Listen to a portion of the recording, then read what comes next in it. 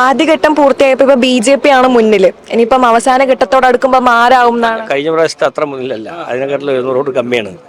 ഞങ്ങൾ കൽപ്പാത്തി ഉൾപ്പെടെയുള്ള സ്ഥലങ്ങളാണ് പോകുക. അപ്പം ഞങ്ങൾക്ക് മുന്നേറ്റം വലിയ മാറ്റങ്ങളുണ്ടാവും. ഞാൻ ഈ തുടക്കം മുതലേ ചാനലുകളുടെ ഡിബേറ്റിലൊക്കെ പറഞ്ഞ കേരള കോൺഗ്രസിൻ്റെ ജില്ലാ സെക്രട്ടറി ഞാൻ അന്നേ പറഞ്ഞു, രാഹുൽ മാങ്കൂട്ടത്തിൽ തോറ്റാൽ പരസ്യമായി വിക്ടോറിയ കോളേജിന് മുമ്പിൽ മൊട്ടയടിക്കും പറഞ്ഞാണ് ഞാൻ. അതിന് തയ്യാറോടുകൂടി ഞാൻ വന്നിരിക്കുന്നത്. 100% ഞങ്ങൾ വിജയിക്കും.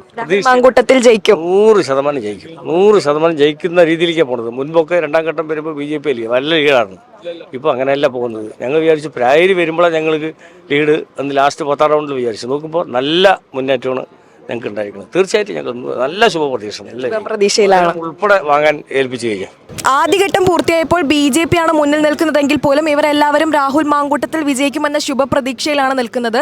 എല്ലാവരും മധുരം വരെ വാങ്ങി വെച്ചു എന്നുള്ള രീതിയിലാണ് നമുക്ക് കിട്ടുന്ന റിപ്പോർട്ട്.